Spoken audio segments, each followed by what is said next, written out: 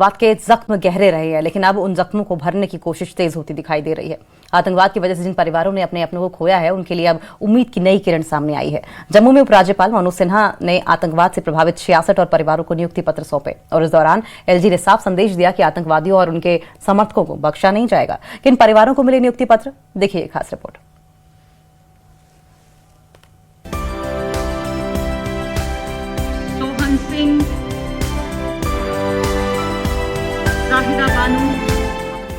जम्मू में आयोजित एक कार्यक्रम में आतंकवाद से प्रभावित परिवारों को बड़ी राहत मिली, जब उपराज्यपाल मनोज सिन्हा ने 66 आतंक पीड़ित परिवारों को नियुक्ति पत्र सौंपे। ये पहल उन परिवारों के लिए है जिन्होंने आतंकवाद की वजह से अपने घर के कमाने वाले सदस्य को खो दिया। लंबे समय से ऐसे परिवार सरकारी सहायता और पुनर्वास की मांग कर रहे थे।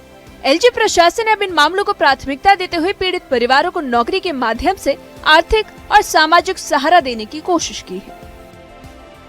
उपराज्यपाल मनोज सिन्हा ने साफ कहा कि जम्मू कश्मीर में आतंकवाद के लिए कोई जगह नहीं है और आतंकवादियों के साथ साथ उनके समर्थकों के खिलाफ भी सख्त से सख्त कार्रवाई की जाएगी। एलजी ने कहा कि पिछले 5 से 6 सालों में जम्मू कश्मीर में काफी बदलाव आया है और प्रशासन लगातार आतंकवाद से जुड़े नेटवर्क को खत्म करने के लिए काम कर रहा है। उन्होंने ये भी कहा कि आतंकवाद ने लंबे समय तक निर्दोष लोगों की जान ली है और कई परिवारों को अपार पीड़ा झेलनी पड़ी। इस पीड़ा को कम करने और पीड़ित परिवारों को न्याय दिलाने के लिए प्रशासन लगातार प्रयास कर रहा है।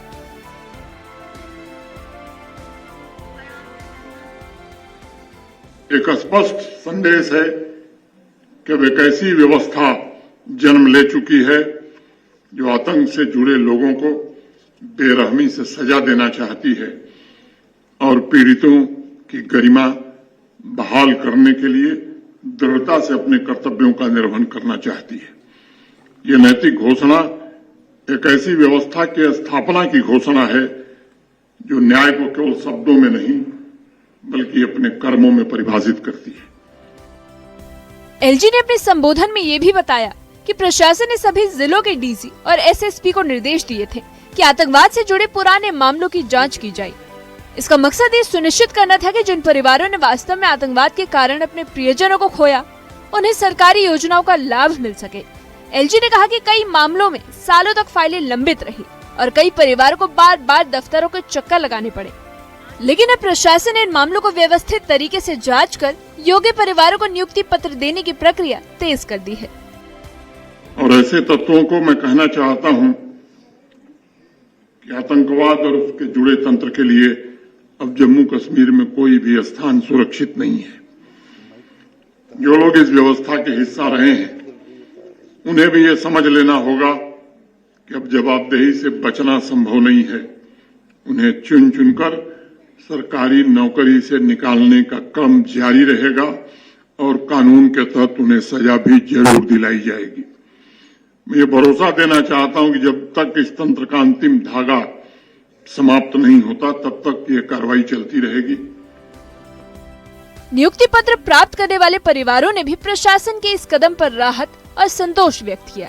कई परिवारों ने बताया कि वे सालों से अपने अधिकार के लिए संघर्ष कर रहे थे, लेकिन उनकी आवाज कहीं नहीं सुनी जा रही थी। हमें और हमारे माल मवेशी को मकान में बंद करके मकान को आग लगा दी और सन 2001 में मेरे वालिद साहब को गोली मार के उनको भी कत्ल कर दिया गया। उसके बाद हमारी परवरिश नाना जी ने की।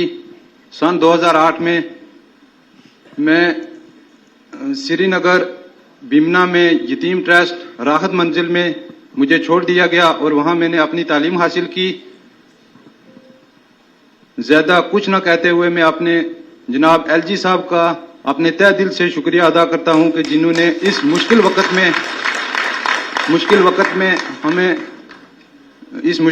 में हमें सहारा दिया और हमें एक सरकारी नौकरी से नवाजा।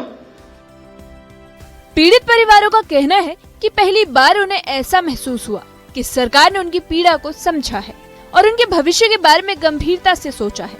उन्होंने कहा कि ये सिर्फ नौकरी नहीं बल्कि उनके परिवार के लिए नई उम्मीद और सम्मान की शुरुआत है। शकील अहमद साहब थे, मेरी सक्की सिस्टर जिनके पेट में 6 महीने का बच्चा था और उनको गोली मार के मार दिया गया, फातिमा बेगम उसका नाम था, और आज तक इंसाफ जो है वो नहीं मिला। कहीं ना कहीं हम गवर्नर साहब का और इंतजामिया जम्मू कश्मीर की जो सरकार है और खासकर सेंटर की सरकार का शुक्रिया अदा करते हैं कि जो जीरो टॉलरेंस पॉलिसी जो मिलिटेंसी के खिलाफ लाई थी वो आज कहीं ना कहीं दिख रही है कि रियासत जम्मू के कश्मीर के अंदर एक अमन का गहवार आया है, और उन पीड़ित फैमिलीज को जिनको किसी ने आज तक नहीं सुना, कम से कम गवर्नर साहब ने उनका हाथ थामा। 24/9/2006 को मेरी मम्मी को मारा था डिस्ट्रिक्ट रामबन, तहसील रामबन, इलाका सुमर ज्वारी में। तो उसके बाद हमें कोई इंसाफ नहीं मिला। हम एलजी साहब का शुक्रिया करते हैं कि उसके बाद आज हमें 18-19 साल के बाद यह इंसाफ मिला है। जम्मू कश्मीर में आतंकवाद की वजह से हजारों परिवार प्रभावित हुए हैं। कई बच्चों ने अपने माता पिता खोए तो कई परिवारों ने अपने घर के एकमात्र कमाने वाले सदस्य को खो दिया। ऐसे में सरकार की पुनर्वास नीति प्रभावित परिवारों को मुख्य धारा से जोड़ने की कोशिश के तौर पर देखी जा रही है। न्यूज़ 18 के लिए जम्मू से राजन वैद की रिपोर्ट। छोटे से ब्रेक ले रुकेंगे।